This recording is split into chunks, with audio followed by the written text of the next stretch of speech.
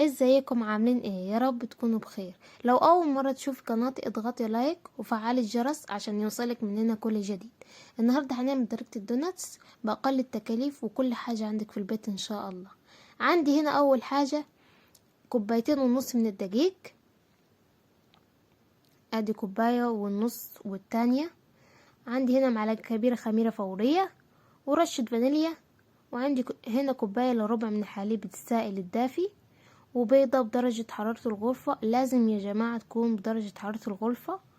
عندي هنا 2 معلقة كبار من السكر ورشة ملح، وعندي هنا معلقة كبيرة من الزبدة. لو ما عندكش زبدة خليها سمنة، هتبقى حلوة برضو جميلة يعني، بس هي الزبدة بتخليها طرية وهشة اكتر يعني. عندي هنا 2 معلقة من السكر، ونضربهم كده لحد ما السكر يدوب. معلقة كبيرة من الخميرة فورية، لو مش متأكدة من الخميرة بتاعتك خليهم 5 دقايق عشان الخميرة تتأكد يعني انها شغالة.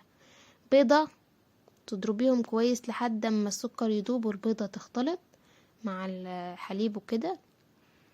وعندي رشة فانيليا عشان زفرت البيض. لو ما عندكيش سايلة خليها بودرة عادي. هنضرب كده. هنحط هنا 1 كوب من الدقيق، والتانية خلي النص في الاخر تلم بالعجينة يعني. ونضرب كده، ورشة الملح. نضربهم كده مع بعض لحد ما العجينة تلم معانا. هنحط دلوقتي النص كوباية من الدقيق اهو، نلم بيه العجينة.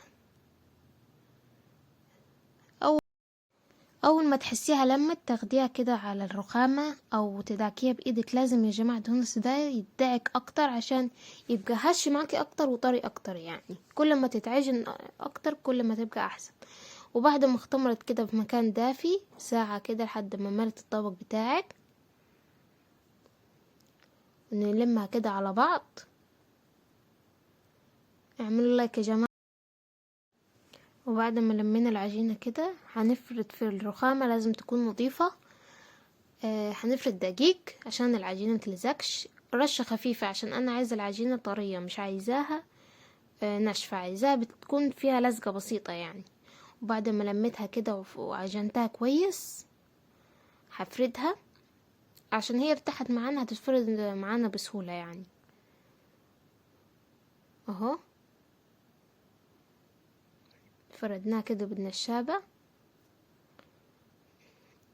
هوريكم عاوز السمكة قد ايه، ولا تكون خفيف رفيعة، ولا تكون تخينة يعني اهو. عندك اي حاجة مدورة، كوباية، على حسب المقاس اللي انت عايزاه. عملت هنا في النص بغطا جزازة فتحة كده اهو. اهو الدونتس بقل التكاليف، وهتبقى سهلة معاكي وتنجح معاكي ان شاء الله من اول مرة. في برضو المكنة مخصوص يعني للدونتس، بس انا بوريكي يعني بحاجات اقتصادية عندك في البيت، ما توقفيش على حاجة وتعمل الدونتس احلى دونتس من ايدك ان شاء الله اهو. عندي هنا شكل قلب عملته برضو، عندك شكل اي شكل انت عاوزاه اعمليه براحتك، هيطلع حلو برضو، مش لازم شكل الدونت. لو عايزه تعمليه مدور ماشي براحتك. ادي بعد ما سبته تختمر كده ساعة في مكان دافي برضو، نقليه برضو في زيت، لازم يكون مش سخن يعني، مش سخن قوي ماشي. نحط كده في الزيت ونقليه، واهو شوف العجينة بسم الله ما شاء الله سفنج جميلة جدا. وتزينيه بأي حاجة عندك شوكولاتة، عندك صوصات براحتك اللي عندك حطيه. لو حطيتيه رش سكر بودر هتبقى جميل برضو اهو، جميل جدا.